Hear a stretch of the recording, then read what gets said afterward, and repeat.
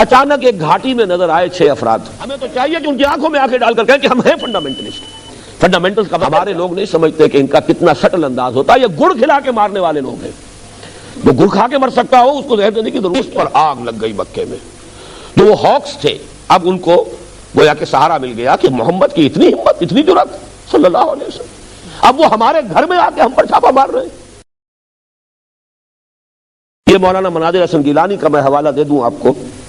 ان کی ایک بڑی چھوٹی سی کتاب ہے النبی الخاتم, لیکن سیرت کی بڑی بڑی جو کتابیں ہیں ضخیم ان پر بھاری ہے. ایسے علمی نکات اس میں ہیں جو آپ کو شاید بڑی بڑی کتابوں میں نہیں ملیں گے. انہوں نے یہ نکتہ بیان کیا ہے کہ یوم طائف جو ہے یہ ٹرننگ پوائنٹ ہے حضور کی حیات طیبہ میں. اب تک گویا کہ اللہ نے حضور کو دشمنوں کے حوالے کر رکھا تھا کہ جیسے چاہو ٹھوک بجا کر دیکھ لو, ان کے صبر کا امتحان لے لو, ان کے صبر و ثبات اور استقلال. ظاہر بات ہے اگر یہ امتحان نہ ہوتے تو کیسے پتہ چلتا کہ محمد میں کتنی استقامت ہے, کتنا صبر ہے, کتنا استقلال ہے.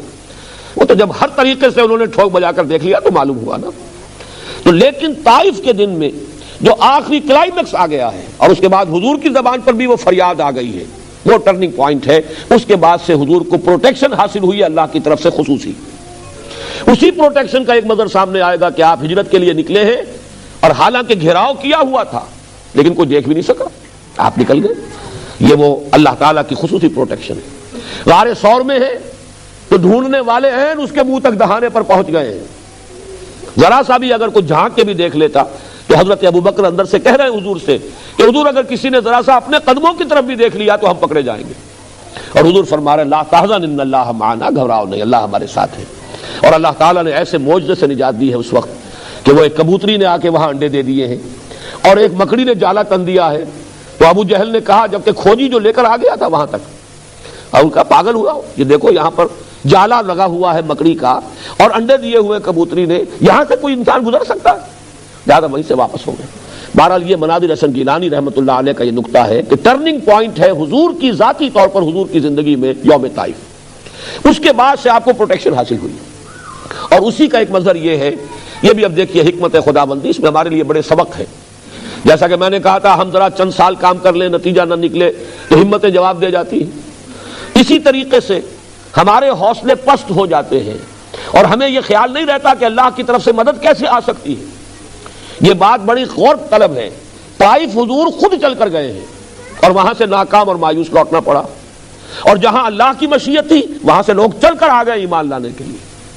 چنانچہ یہی 10ویں سال کا جب حج کا موسم آیا ہے تو حضور صلی اللہ علیہ وسلم دوران حج جو ہے تبلیغ فرمایا کرتے تھے.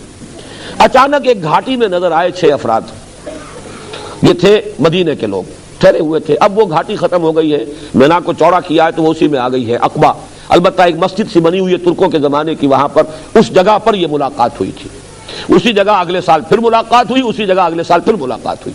یہ 3 موسم حج میں حضور صلی اللہ علیہ وسلم کے ساتھ مدینے والوں کی ملاقاتیں ہوئی. پہلی ملاقات جو یہ سن 10 میں, اس میں حضور نے پوچھا کون لوگ ہیں, انہوں نے بتایا. حضور نے پھر اپنی دعوت پیش کی, میں اللہ کا نبی ہوں, رسول ہوں, اور تم اگر مجھ پر ایمان لاؤ تو فلاح پاؤ گے.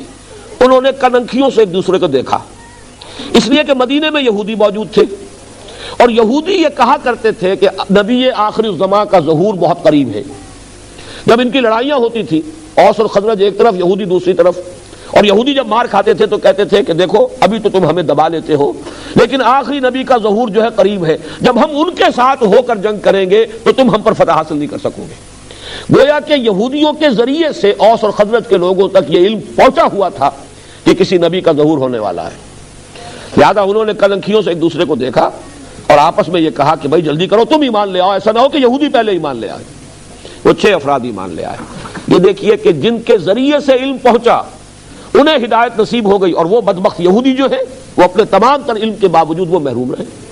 حالانکہ قرآن کہتا ہے کہ یعرفونہ کما یعرفون ابناہم, ایسے پہچانتے ہیں محمد کو جیسے اپنے بیٹوں کو پہچانتے ہیں, لیکن تکبر اور حسد اور ضد اور عناد اس کی وجہ سے ایمان نہیں لائے. یہ 6 افراد ایمان لائے چلے گئے. اگلے سال 12 آئے, 6 یہی بلکہ 5 ایک نہیں آ سکے تھے, 7 اور پھر پہلی بیعت لی حضور نے ان سے. یہ بیعت عقبہ اولیٰ کہلاتی ہے. یہ تقریباً وہی الفاظ تھے جو قرآن مجید میں عورتوں کی بیعت کے لیے آئے ہیں سورہ ممتحنہ میں. ہم شرک نہیں کریں گے، چوری نہیں کریں گے، زنا نہیں کریں گے، تہمتیں نہیں لگائیں گے، اور جو بھی آپ خیر کا حکم دیں گے ہم ضرور اس کو مانیں گے، اس سے آگے نہیں۔ انہوں نے کہا کہ حضور اب ہم تو سال بسال آتے ہیں، ظاہر بات ہے کہ عرب میں تو سفر کرنا آسان تھا ہی نہیں، اگلے سال حج میں ملاقات ہوگی، آپ ہمیں کوئی اپنا شاگرد دے دیجئے جو ہمیں قرآن پڑھائے۔ وہ حضرت مصعب بن عمیر رضی اللہ تعالیٰ عنہ جو گھر سے نکال دیے گئے تھے مادرزاد برہنہ، جو اب زندگی بسر کر رہے ہیں نہایت اسرت کی، حضور نے حکم دیا مصعب جاؤ، اور اس کے بعد حضرت عبداللہ ابن مکتوم کو بھی بھیج دیا رضی اللہ تعالیٰ عنہما۔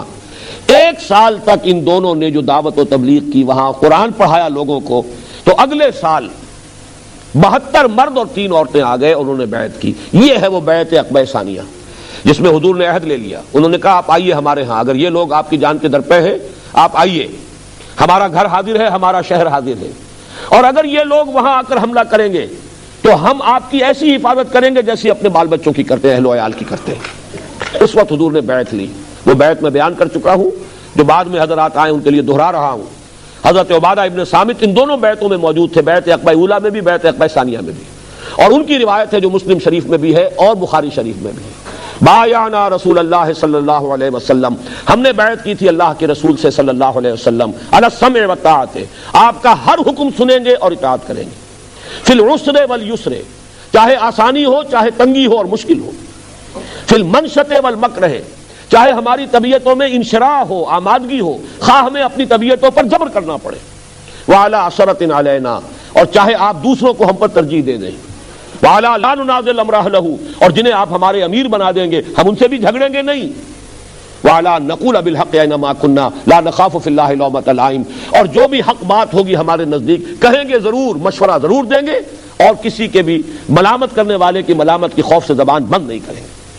اب وقت نہیں ہے، میں آپ کو بتاتا، اس ایک حدیث میں پورا کانسٹیٹیوشن موجود ہے کسی اسلامی انقلابی جماعت کا، صرف اس فرق کے ساتھ کہ یہاں حضور کی اطاعت تھی مطلق، اب جس کی بھی اطاعت ہوگی وہ علی السمع والطاعۃ فی المعروف، دین کے دائرے کے اندر اندر، شریعت کے دائرے کے اندر اندر جو حکم بھی دیں گے مانیں گے۔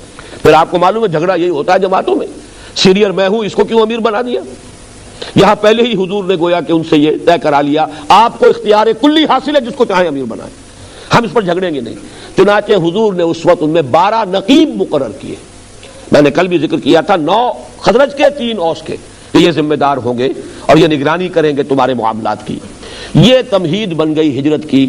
چنانچہ اس کے بعد حضور صلی اللہ علیہ وسلم نے صحابہ کرام کو تو اجازت پہلے سے دے دی، جاؤ، ایک ایک کر کے قافلے جا رہے ہیں صحابہ کے، اور وہ ہجرت کر کے مدینہ منورہ پہنچ رہے ہیں، خود منتظر رہے۔ یہ نقطہ بھی میں چاہتا ہوں کہ آپ کو سمجھا دوں، رسول جس جگہ پر مبعوث کیا گیا ہو، اللہ تعالیٰ کی واضح اجازت کے بغیر وہاں سے ہل نہیں سکتا۔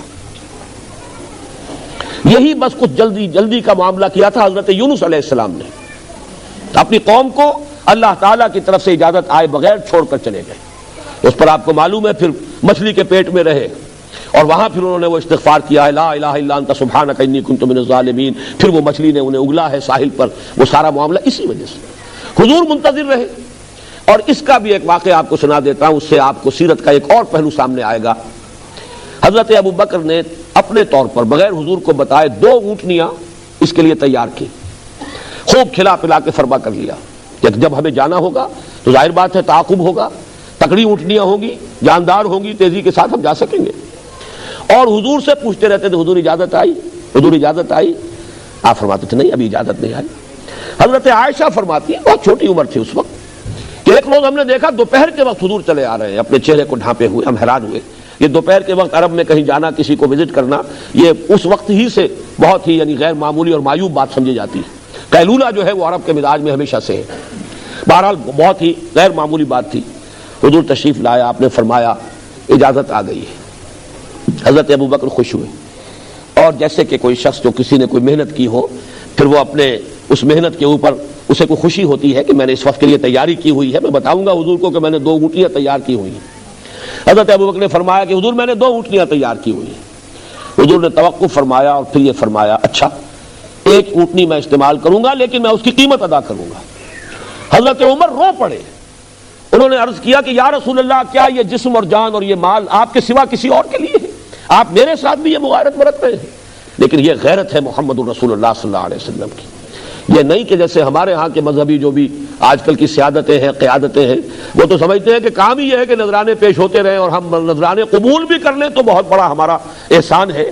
یہاں یہ ہے کہ ابو بکر رضی اللہ تعالی عنہ جو خسر بھی ہو چکے اس لیے کہ نکاح ہو چکا تھا حضرت عائشہ سے، ابھی جو ہے رخصتی نہیں ہوئی تھی، لیکن یہ کہ حضرت ابو بکر کبھی یہ احسان لینا گوارا نہیں کیا. بہرحال ہجرت کے بعد اب حضور صلی اللہ علیہ وسلم کی اس انقلابی جد و جہد کا 5واں مرحلہ شروع ہوا. اس کو بھی سیرت نگاروں نے اصل میں بالکل چھپانے کی کوشش کی. اس کی وجہ کیا ہے کہ مغرب نے ہمارے خلاف بڑے پروپیگنڈے کیے. جیسے آج بھی یہاں گلف نیوز کے اندر ایک مضمون چھپا ہے پین اسلام اور فنڈامنٹلزم. یہ کچھ ان لوگوں کا طریقہ یہ ہے کہ کچھ الفاظ کو گالی بنا دیتے ہیں وہ، اور پھر ہمارے اندر وہ ذہنیت پیدا ہو جاتی نہیں نہیں جی ہم فنڈامنٹلسٹ نہیں ہیں. جیسے کہ ہمارے بھی وزیر اعظم صاحب جو ہے نواز شریف صاحب، انہوں نے کہا میں فنڈامنٹلسٹ نہیں ہوں. میں نے کہا خدا کے بندے یہ تو بہت بڑی غلط بات ہے جو کہہ رہے ہیں. ہم فنڈامنٹلسٹ ہیں، ہمیں تو چاہیے کہ ان کی آنکھوں میں آنکھیں ڈال کر کہیں کہ ہم ہیں فنڈامنٹلسٹ. فنڈامنٹل کا مطلب کیا ہے؟ بنیادی چیزیں. ہمارے اصول جو ہے انہیں ترک کرنے کے لیے تیار نہیں ہے. تمہیں پسند نہ ہو نہ ہوا کریں. بہرحال اسی طرح کا ایک پروپیگنڈا کیا مغرب نے کہ اسلام تو تلوار سے پھیلا ہے، جہاد اور قتال سے پھیلا ہے. اسلام میں تو اصل جو تبلیغ ہوئی ہے وہ طاقت سے ہوئی ہے. اس کے جواب میں ہمارے سیرت نگار یہاں تک کہ علامہ شبلی نعمانی جیسے لوگ بھی متاثر ہوئے. اس ہر دور کی ایک چھاپ ہوتی ہے. تو انہوں نے یہ کہا کہ صرف حضور نے جنگ جو کی ہے دفاعی جنگ کی ہے. یہ بات بالکل غلط ہے.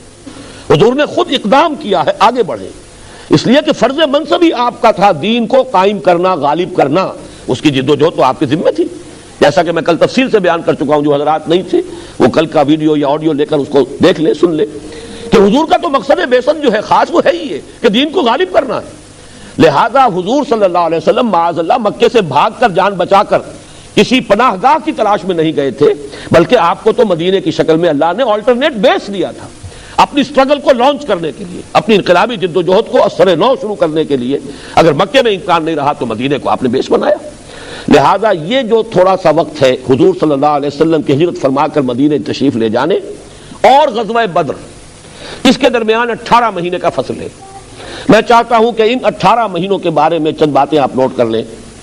6 مہینے تو حضور نے جا کر لیے ہیں جس کو میں کہتا ہوں کہ انٹرنل کنسولیڈیشن ایٹ مدینہ. مدینے میں جا کر آپ نے اپنی پوزیشن کو مستحکم کیا. 3 کام بہت اہم ہیں.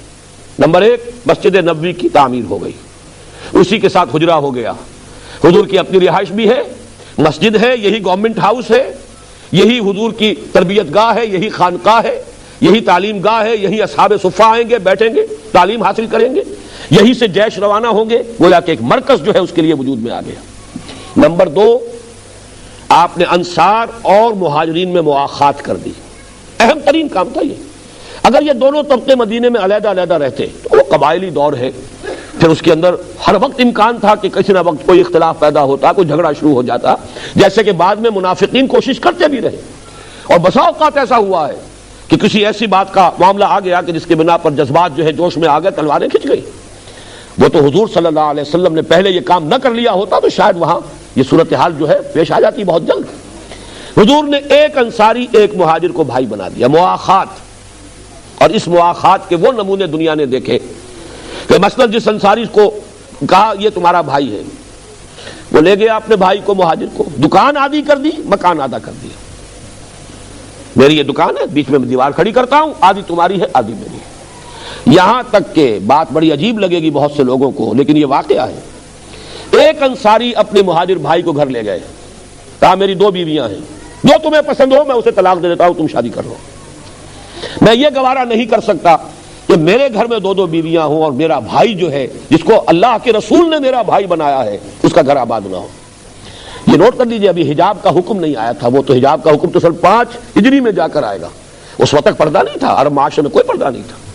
لہذا اس میں کوئی تعجب والی بات نہیں ہے جو میں آپ کو بتا رہا ہوں کہ جا کے کھڑا کر دیا ہے میری 2 بیویاں، جو تمہیں پسند ہو میں اسے طلاق دے دیتا ہوں. یہ مواخات یہ بھی بہت بڑا کارنامہ ہے. میں یہاں آپ کو نوٹ کرا دوں، مونٹگومری واٹ ایک ابھی زندہ ہے شخص، بہت بوڑھا ہے، پروفیسر ہے انگلینڈ میں. اس نے حضور کی سیرت پر 2 کتابیں لکھی، محمد at Mecca, Muhammad at Medina. اور در حقیقت جو تقسیم اس نے کی ہے وہ ایک تضاد کو دکھانے کے لیے.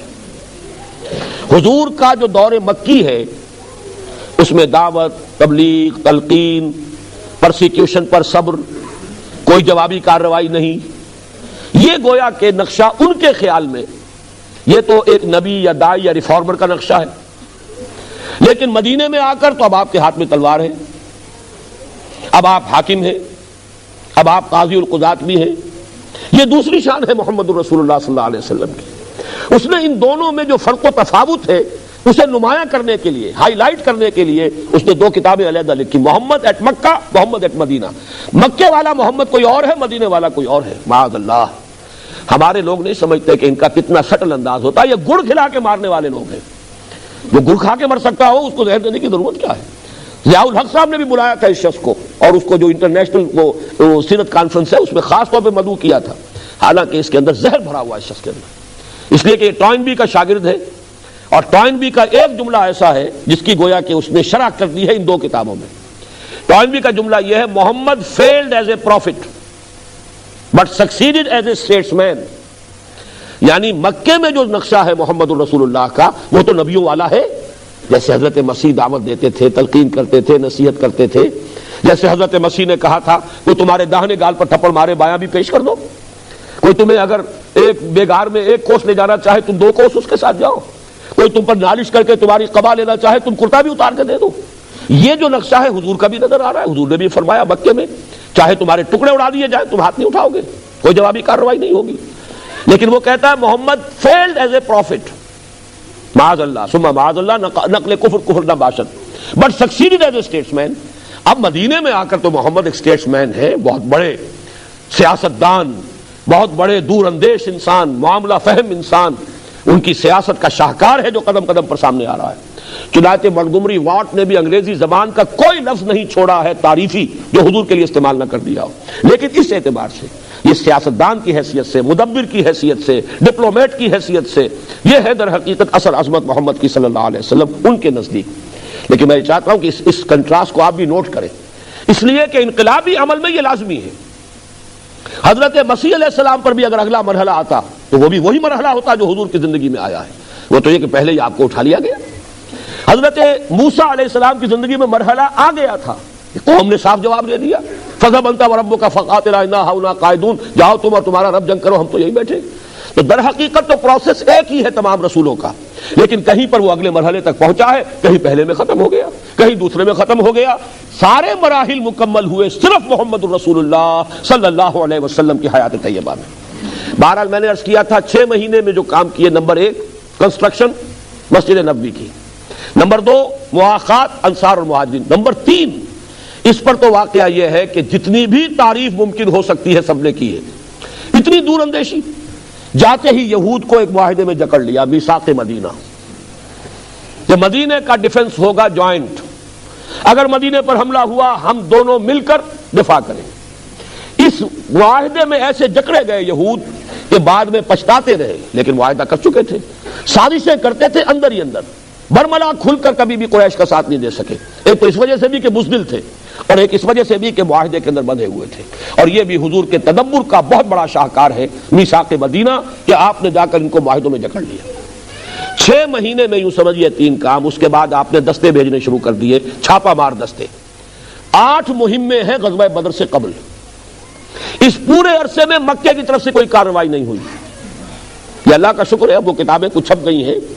چنانچہ الرحیق المختوم کے نام سے سیرت کی ایک کتاب حال ہی میں ایک ہندی عالم ہے ہندوستان کے، انہوں نے لکھی تھی عربی زبان میں، جس پر کہ انہیں فیصل ایوارڈ ملا ہے.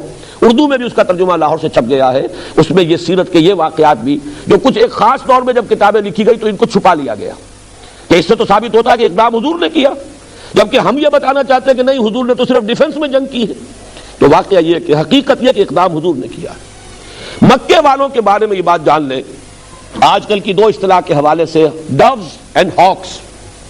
مکے میں ہاکس بھی تھے اور ڈوز بھی تھے، یعنی کچھ شریف النفس لوگ تھے جو لڑائی بھڑائی کو پسند نہیں کرتے تھے.